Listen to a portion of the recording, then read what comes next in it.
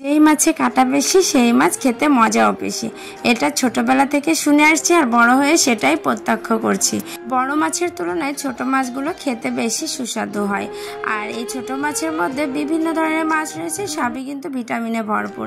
তবে বাটা মাছটা কিন্তু ইদানিং বেশ প্রচলন রয়েছে আর খেতেও বেশ মজাই লাগে। আমি তো প্রায় এই মাছটা ভাজি করে খাই, তবে আমার কাছে মনে হয় ভুনা হিসেবে এই মাছটা বেস্ট রেসিপি হিসেবে পরিচিত। তো আমি এই বাটা মাছটা যেভাবে ভুনা করি সেটাই আজকে আপনাদের সাথে শেয়ার করতে চলে এলাম। আসসালামু আলাইকুম, কেমন আছেন সবাই? আশা করি সবাই নিশ্চয়ই ভালো আছেন।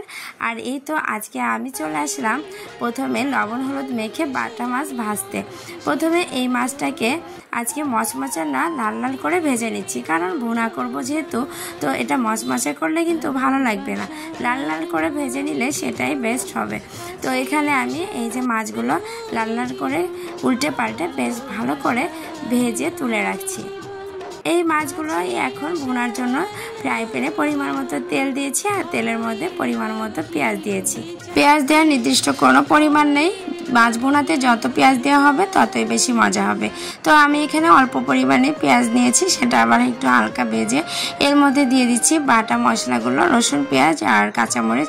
রসুন পেঁয়াজ আর কাঁচামরিচটা সবসময় আমি একসাথে পেস্ট করে রেখে দিই, আর আসলে বাটা মুখে চলে আসে তাই বলি, এটা কিন্তু ব্লেন্ডারে পেস্ট করে রেখে দিই আর সেটা দিয়ে আমি রান্না করি। তারপর একটু ভেজে নিয়ে এখন সামান্য পরিমাণে পানি দিয়েছি গুঁড়া মশলাটা দেওয়ার জন্য, আর এখানে সব ধরনের গুঁড়া মশলাও দিয়ে দিয়েছি। তারপর মশলাটাকে ভালো মতো কষিয়ে নিচ্ছি।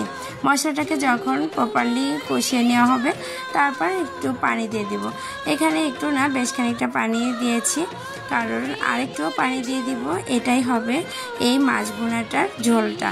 তো একটু মাখো মাখো ঝোল আমার রাখা লাগে, কারণ আমরা সবাই একটু ঝোল পছন্দ করি। এখন এই যে ঝোলটা যখন টকবক করে ফুটছিল তখন এর মধ্যে দিয়ে দিয়েছি এই যে ভেজে রাখা মাছগুলো। এই মাছগুলো ছোট হলে কিন্তু খেতে বেশ সুস্বাদু, দারুণ একটা টেস্ট আসছে। তো এজন্যই কিন্তু বাটা মাছটা প্রায়ই খাওয়া হয়, আর পরিমাণে কাটাও কিন্তু কম আছে অন্যান্য মাছের তুলনায়, বিশেষ করে ছোট মাছের তুলনায়। তারপর মাছটা যখন কষানো হয়ে গেছে, মানে রান্না করা প্রায় শেষ, তখন আমি কয়েকটা কাঁচামরিচ আর এই যে দিয়ে দিচ্ছি ধনিয়া পাতা। এগুলো কিন্তু সবই ফ্রোজেন, কাঁচামরিচটাও ধনিয়া পাতাও।